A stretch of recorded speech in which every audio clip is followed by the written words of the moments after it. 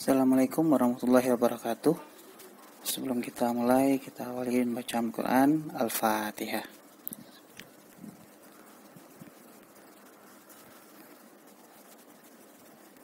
Oke, hari ini kita lanjut pertemuan kita. Pertemuan sebelumnya kita sudah bahas tentang sebuah metode dalam sistem pakar, yaitu tentang forward chaining. Nah, hari ini kita akan coba untuk membahas metode baru, yaitu tentang backward chaining, di mana metode ini kebalikan sih sebenarnya dari metode forward chaining yang sudah kita bahas sebelumnya. Nah, kita mulai dulu apa itu yang disebut dengan backward chaining. Nah, kalau diartikan ke bahasa Indonesia itu bisa dibilang runut balik. Nah, kalau kemarin forward chaining adalah runut maju, ini bisa disebut dengan runut balik. Nah, backward chaining adalah pelacakan ke belakang yang dimulai penalarannya dari kesimpulan atau goal yang sudah diketahui sebelumnya, dengan menciptakan sekumpulan hipotesis menuju fakta yang mendukung sekumpulan hipotesis tersebut. Nah, backward chaining bekerja mundur ke arah kondisi awal. Proses diawali dengan goal yang berada di bagian then dari sebuah rule if then. Nah, artinya di dalam backward chaining itu yang harus diketahui pertama kali itu adalah apa goalnya. Nah, kalau di forward chaining kemarin kita ingin mencari goal, tapi kalau di backward chaining kita sudah tahu goalnya apa. Nah, jadi prosesnya yang penting nanti di sini. Nah, langkah-langkah dalam membangun sistem pakar. Nah, sebenarnya hampir sama dengan forward chaining kemarin, tapi ini untuk semua metode kayaknya hampir sama. Nah, pertama cari pakar dulu, kemudian lakukan dialog dengan pakar tersebut. Yang kedua, terjemahkan hasil dialog tadi ke dalam bentuk aturan atau rule. Dan nanti terakhir buat daftar pertanyaan untuk sistem pakar. Nah, kemudian, sekarang kita bagaimana cara kerja backward chaining itu sendiri. Nah, kalau bicara cara kerja, ya mungkin berbeda lah dengan forward chaining. Nah, jadi kita coba bahas. Pertama, satu, user memilih target. Nah, target akan masuk ke dalam stack. Target ini apa? Ini adalah goal yang kita cari. Nah, jadi kalau seandainya di forward chaining kemarin kita ingin menentukan penyakitnya penyakit apa. Nah, kalau seandainya di backward chaining itu kita sudah tahu penyakit awal kita itu apa. Nah, jadi tentukan dulu targetnya, kemudian masukkan target tersebut ke dalam stack. Nah, kita tahu stack itu adalah tumpukan. Artinya yang pertama masuk itu yang terakhir keluar, atau yang terakhir masuk itu yang pertama keluar. Nah, kemudian user menjawab semua pertanyaan yang dari sistem pakar berupa jawaban iya atau tidak. Nah, jawaban iya itu akan disimpan sebagai fakta. Kemudian jawaban tidak itu tidak akan disimpan sebagai fakta. Kemudian rule akan jalan mulai dari rule tempat target berada. Kemudian dilakukan pengecekan ke bagian if dari rule tersebut.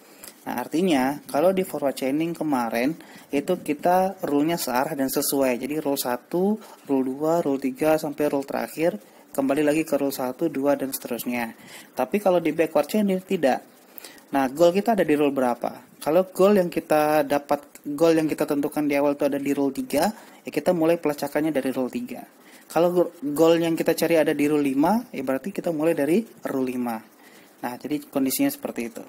Kemudian yang bukan fakta akan masuk ke dalam stack nantinya.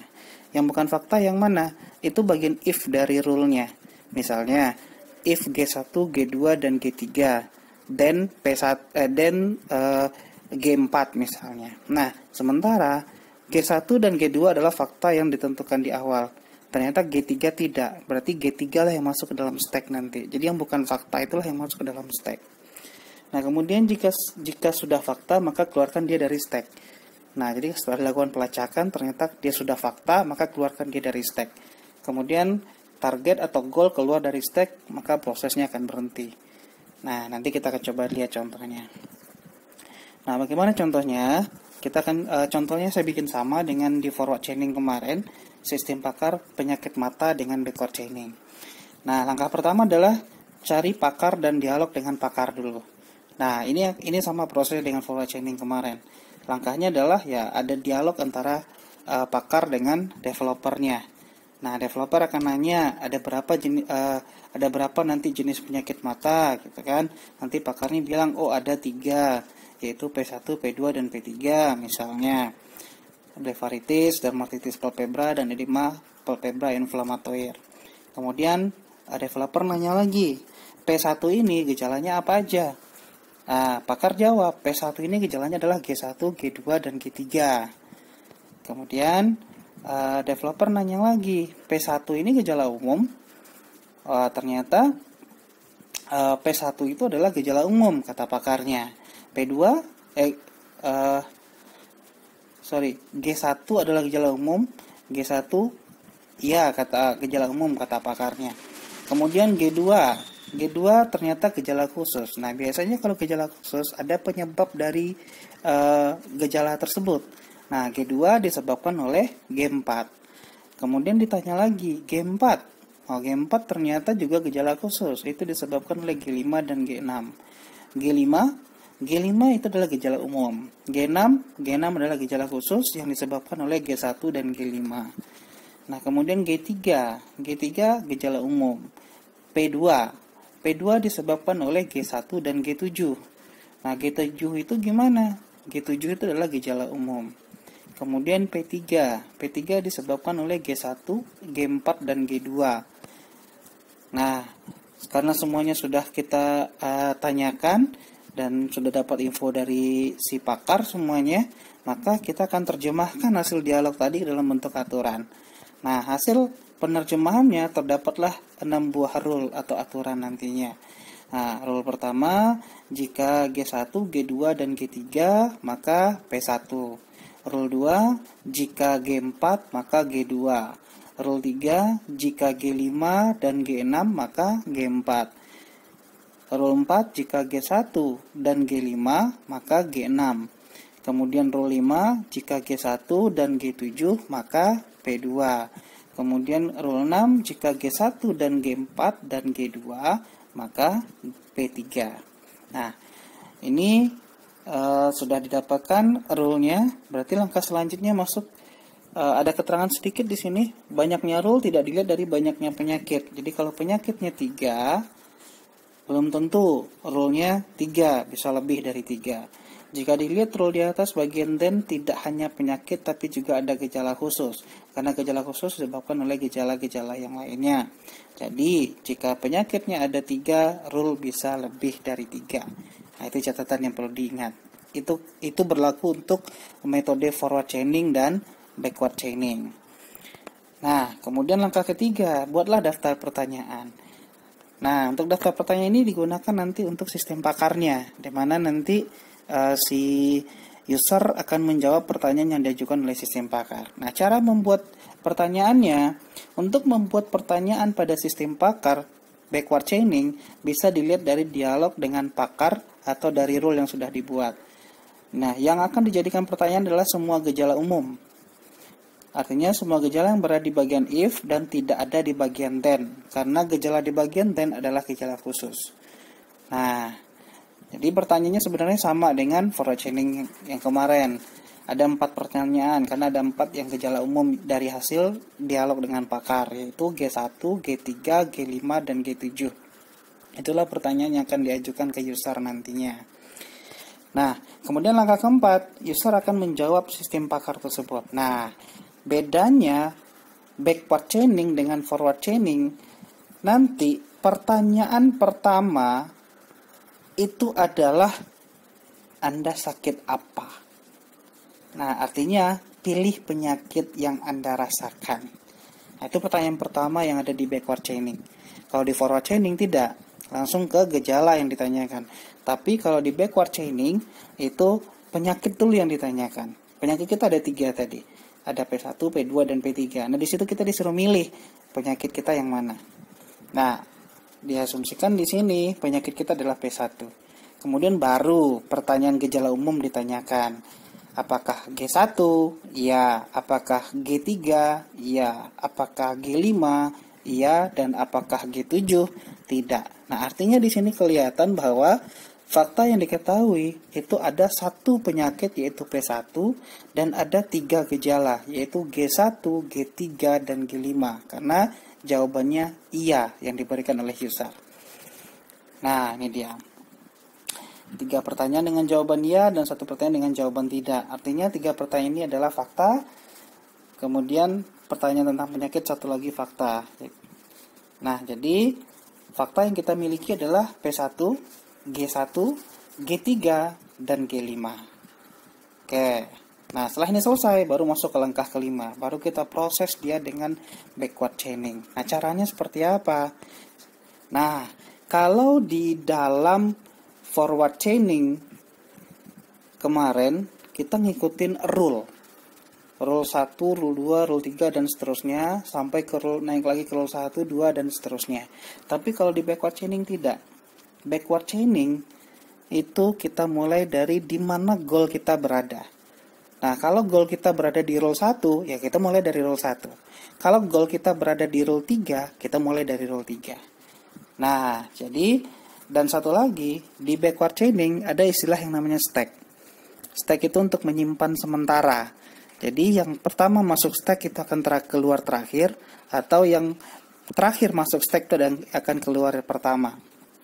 Nah, jadi ada media bantu di sini kita gunakan yaitu stack. Nah, langkah pertama adalah masukkan goal kita. Goal kita tadi diketahui adalah P1. Makanya P1 kita masuk ke dalam stack pertama. Jadi stack kita udah ada isinya nih, P1.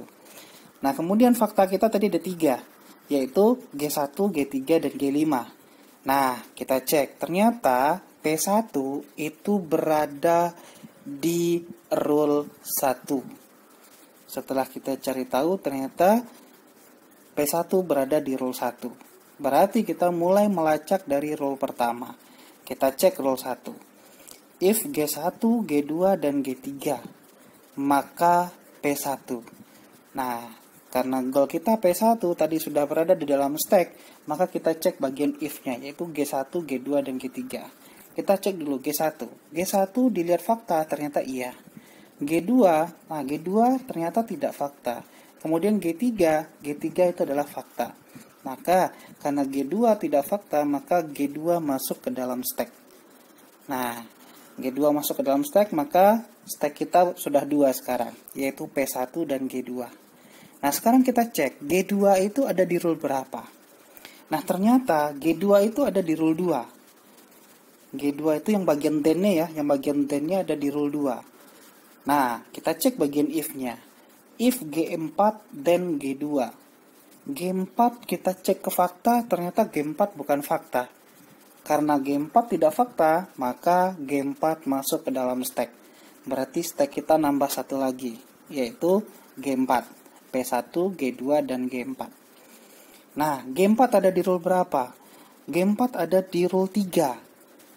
Nah, di bagian then-nya ya, di bagian then-nya G4 itu ada di rule 3. Nah, dicek lagi bagian if-nya. If G5 and G6. Cek ke bagian fakta. G5 fakta nggak? Oh iya, G5 fakta. G6 fakta nggak? Oh, G6 tidak fakta. Karena G6 tidak fakta, maka G6 masuk ke dalam stack. Berarti stack kita udah nambah 1 lagi, yaitu G6. Nah, kemudian G6. Kita cek faktanya rule-nya ada di rule berapa yang G6 itu ada di bagian then. Oh, ternyata ada di rule 4. If-nya G1 and G5. Nah, kita cek G1 fakta nggak? Oh iya. G5 fakta nggak? Iya, karena dua-duanya fakta, maka G6 yang ada dalam stack tadi kita keluarkan menjadi fakta baru dia. Jadi G6 keluar dari stack dan G6 itu menjadi fakta baru. Berarti stack kita udah kurang 1, tapi fakta kita nambah 1. Nah, jadi fakta kita udah 4 sekarang. G1, G3, G5, dan G6. Dan stack kita kurang 1. P1, G2, dan G4. Nah, sekarang di stack yang paling luar itu adalah G4. G4 itu tadi ada di rule 3. Rule 3 itu dipengaruhi oleh G5 dan G6. Kita cek ke bagian fakta. G5 fakta. G6 juga adalah fakta karena dia fakta baru tadi. Maka karena fakta dua-duanya, G4 kita keluarkan dari stack dan masuk sebagai fakta baru. Berarti stack kita kurang lagi 1, fakta baru kita nambah 1. Nah, seperti itu seterusnya. Nah, kemudian G2. G2 berada di bagian luar stack. Karena berada di bagian luar stack, kita cek di rule berapa. Oh, ternyata di rule 2. If G4, then G2. Nah, berarti G4. G4 fakta nggak? Oh, ternyata G4 fakta, karena jadi fakta baru tadi. Karena fakta, maka G2 keluar dari stack dan masuk ke fakta baru. Berarti stack kita kurang lagi 1 dan fakta baru kita nambah 1. Nah, sekarang yang di stack itu bagian luarnya itu adalah P1. P1 itu tadi ada di rule 1. Disebabkan oleh G1, G2, dan G3. Kita cek faktanya. G1 ternyata fakta, G2 juga fakta, G3 juga fakta. Karena semuanya fakta, maka P1 dikeluarkan dari stack dan dia masuk ke dalam fakta baru. Berarti stack kita jadi kosong. Nah, stack kita kosong, fakta baru kita ditemukan itu adalah G6, G4, G2, dan P1. Itu fakta baru. Sementara fakta lama kita tadi adalah G1, G3, dan G5. Nah, jadi dari keseluruhan proses backward chaining di atas dapat dilihat bahwa penyakit blefaritis atau P1 itu dengan gejala awalnya tadi adalah G1, G3, dan G5, maka di sini dapat dilihat rule yang jalan itu adalah rule 1, di mana masuk ke dalam stack itu adalah P1, fakta barunya belum ada. Kemudian rule 2, masuk lagi G2, fakta barunya juga belum ada. Rule 3, masuk lagi G4, fakta barunya belum ada. Rule 4, itu masuk lagi G6, fakta barunya belum ada. Nah, kemudian di rule 4, kemudian ada yang keluar dari stack, yaitu G6 tadi, dan jadi fakta baru. Kemudian rule 3, G4-nya keluar dari stack, jadi fakta baru. Rule 2, kemudian rule 2, G2-nya keluar dari stack, jadi fakta baru. Dan terakhir, P1-nya keluar dari stack, jadi fakta baru. Nah, jadi fakta baru kita adalah G6, G4, G2, dan P1. Oke. Nah, mungkin sampai di situ penjelasan untuk backward chaining, mudah-mudahan bisa dipahami. Nah, kita ketemu lagi di pertemuan selanjutnya. Kita tutup dengan bacaan Al-Quran. Al-Fatihah.